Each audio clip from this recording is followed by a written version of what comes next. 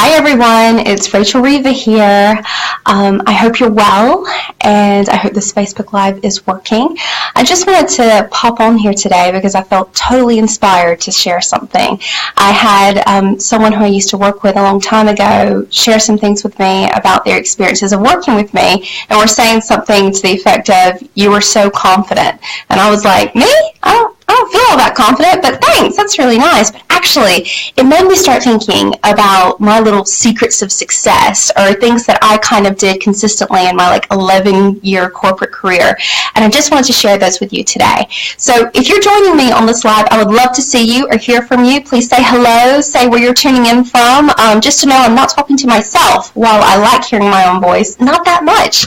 Anyway, so let's get to it. So what I've put together is 5 secrets of success they don't teach you. Now, I went to university, I did work experience in all these different places, but these were 5 things no one taught me that I really would have loved when I was starting out in my career, but also trying to climb that ladder and progress in my career. So I just wanted to share these things with you today, and hopefully they will be of service to you. So without further ado, let's go into number 1. First of all, being bossy is a good thing. Now, in a previous job, I had a chairman of the organization come up to my boss at the time and say, "Where's the bossy one?" And lo and behold, he was talking about me.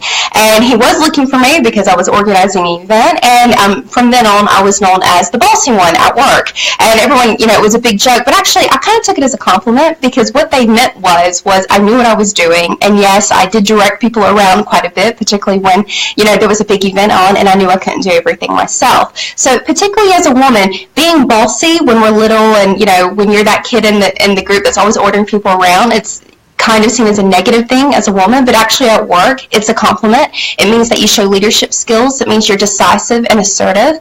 And if any of you are like, "Yeah, but I don't want to be bossy at work," well, let me tell you something about being bossy. Being bossy has gotten me some of my biggest breaks in my career. Being bossy has ensured that people have seen me as a leader before I even was a leader. So if you're that kid that was always called bossy in the playground, good for you, and keep it up, okay? So that's number 1. It's a compliment, okay? Nothing to be ashamed of. Number 2, the friendlier you are, the more opportunities that will come your way.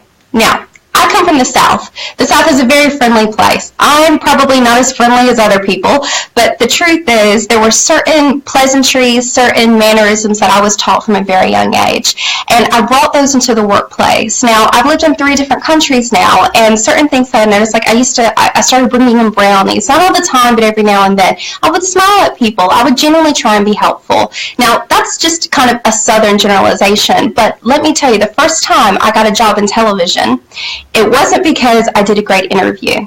It was actually because I had been dealing with someone who I did not even know knew the person who would eventually end up hiring me. And they asked about me. They're like, "Actually, she's a really nice girl. And she's always helpful when I speak to her. So, yeah, you should hire her." I had no idea at that time that person I was just trying to be helpful to would eventually become a referee for me. Referees are not just people who are on your CV. So being kind can open up so many doors for you. And it sounds really simple, but actually it's something that people really do kind of forget a little bit. Just being kind and helpful can really open up those doors for you. And even in the book In the Science of Getting Rich, it talks about the law of increase, and how when people recognize increase in you, that they just want to be around you. And what that actually means is if they see that you are constantly wanting to increase a situation or grow something or better something, even better, the way you deal with someone, people are attracted to that. They can't help but be attracted to that. So just remember that, and that's really important. Even when it's hard to be nice and polite and wanting to be helpful when you've got deadlines, it really does pay off in ways you don't even know sometimes until much, much later. So that's secret number 2. Secret number 3 is you are a brand. Now, most people think that when I talk about a brand is for a business or for entrepreneurs. No, if you are working in any industry, you yourself are a brand, and it is so important to be consistent in that brand and to keep your brand first and foremost in mind. You may be working for Gucci, but you're actually not Gucci. you are someone who works for Gucci and provides them a service. You need to constantly ensure that your LinkedIn profile has a good headshot, that you look the way that you want to be seen professionally, not your Facebook or your Twitter profile. It needs to be a professional shot. But also that your CV is updated every 6 months. You have no idea when someone's going to contact you about a potential job opportunity, and it's really hard to scramble quickly, the last 6 months or 12 months or 3 years of work that you've done when someone's saying, I need a CV now because we're interviewing for a position that closes in 2 days.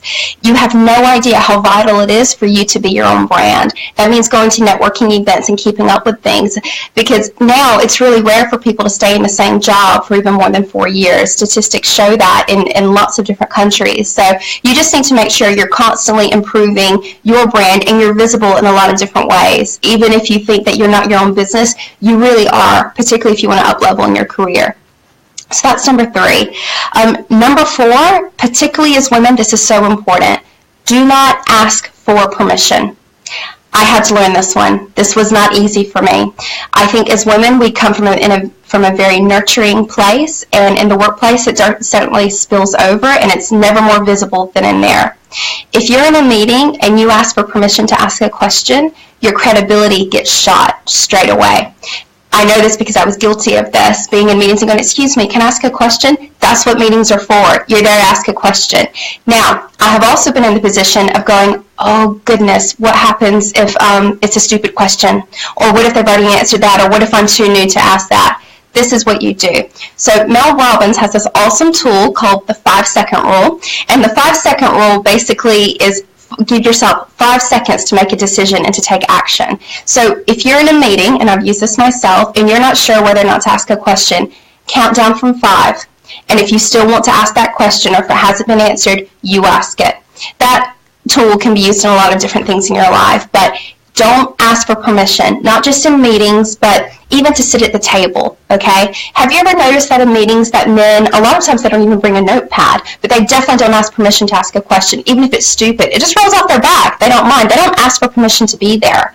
I know when I was first starting out in management, I was filling in for my boss, and she said, I want you to go into this meeting with me. And I went in for her, and I thought I was there to support her. I didn't realize she was asking me to step in for her. And I literally took a seat, like, way at the back, and she was like, Rachel, what are you doing? Sit at the table. And it was such a big example to me of how we don't always sit at the table. We ask for permission to. We wait for someone to go, welcome, you're welcome here. You just got to be there. You got to know, and sometimes fake it till you make it, be that confident in knowing what you bring to the table, because you have more experience than you really realize. And if you have a question, I can guarantee you someone else has the same question.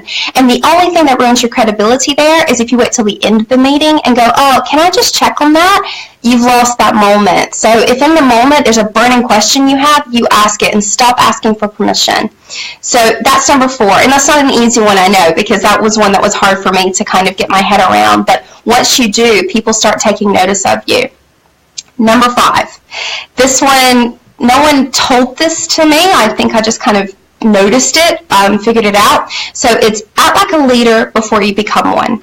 Now, I kind of thought, okay, after I've done this for a few years and I've done that for a few years, then I can go for a management job.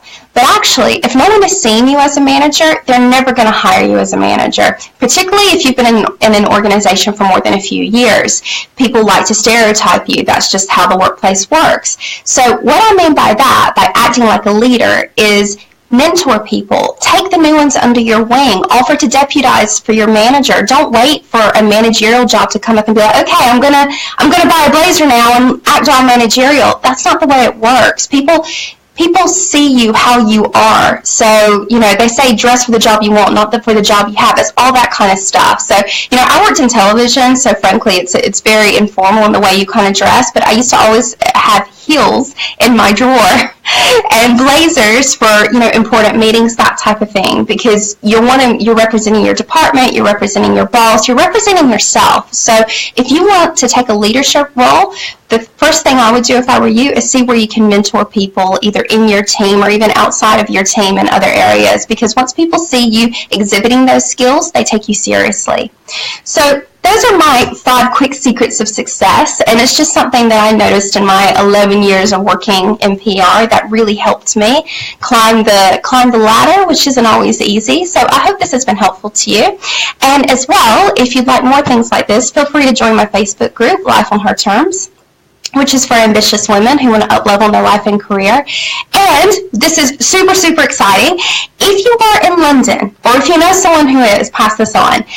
I am holding a free event. It's small. It's an intimate event, and this is for ambitious women who want to up-level. Okay, and maybe you're feeling a bit stuck, but this is a proper face-to-face, no online, like we get to meet face-to-face. It's for a small number of people, and it really is exciting because I'm delivering for the first time some free training that I've developed, and the free training is creating a life and career that you'll absolutely love. And this is only for women who are ambitious, who are looking to up-level in their life and career, and only have limited spots. So this is in a few weeks. It's in central London. If you know anyone who would benefit from this, it's totally free. I would love to see them.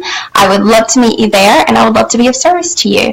So have a wonderful night, and if you have any comments or if you like anything from this video, even if you're watching the replay, I would love to see that too. So much love.